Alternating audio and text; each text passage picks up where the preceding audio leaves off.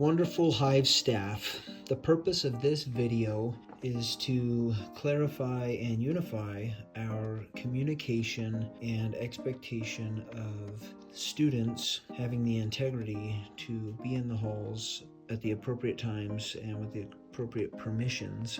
Also to help us keep the school safe as we know who's roaming our halls. As you can see, our leadership team has come up with some identifiers of things they'd expect in the hallway and in the commons area. And out of class means hall pass. That's a nice catchy term for students to remember. If they're walking our halls, they need to have a hall pass. So what does it look like to have a hall pass at Box Elder High School? There's actually several options. This is the hall pass version that many of you have. This is the hall pass version that we want you to have. And we would ask that you have this somewhere accessible to your door for your classroom, and that you train your students to always take the hall pass when they leave, and they plan simply to return back to your class. We've seen some really good examples of teachers that have a sign out sheet next to their door when students take a hall pass and leave. That's a great idea. It helps keep track of how long students are gone and helps students feel accountable to when they're gone, and probably most of all, it helps you know where they are in case of some sort of emergency.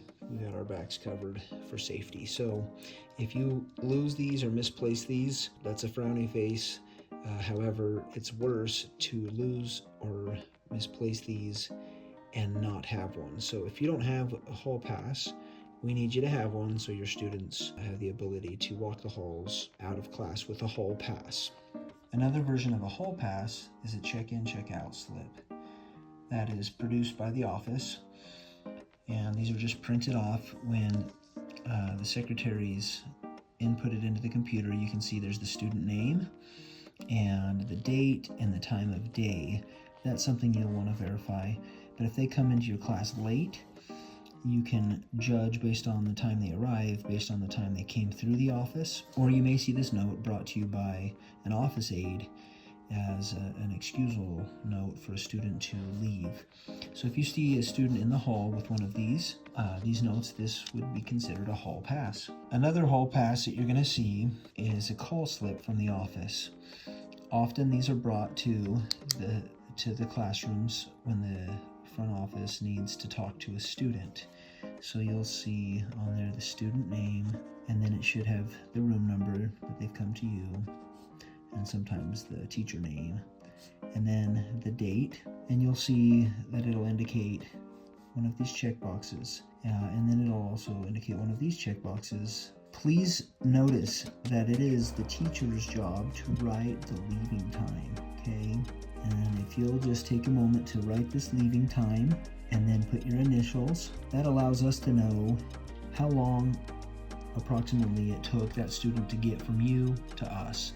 We can see where they're coming from, what time they left, and we can know if they took a straight shot or not. And then we're going to return the favor by filling out the time and our initials to verify that we're sending them back, okay? So if you see a student in the hall with one of these hall passes, they should be fine, and we can hold them accountable to not throttling based on the times that we've written to communicate to each other. If you see one of these 4 hall passes, they're almost identical to the last one I showed you, other than the colors mean it's going to be for a counselor or LCSW, and the purplish, dark bluish is for Mrs. Mueller. This orangish color is for Mrs. Dance. Green is for Mrs. Whitaker, and Mr. Smith are the lighter blue, okay? But once again, please indicate the times they're leaving from your class with your autograph, and then we'll return the favor when they come back. And then our LCSW has the color red for his, and it'll be marked as and written in as Jones for students to come see Mr. Jones. One last option you may see is these kind of hall passes. So students walking the halls with one of these do have a hall pass, and is typically used only as a late note back to class. So you will normally only see the student's name and last name with the date as well as the time they left. Once again, us really just trying to return the favor and let you know at what time they left us. So when you get that note, you can look at the clock and identify that they've made it to you from the office in a reasonable amount of time.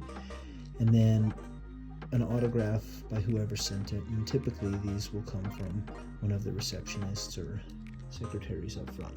Okay, once again, the purpose of this video is to clarify our communication as a staff and be unified on what we expect. So students in the hall should have one of those hall passes. And as teachers, if you can help us as how we fill them out with the times and the dates and looking for those details to make sure that they're accurate, that would be helpful. Thank you.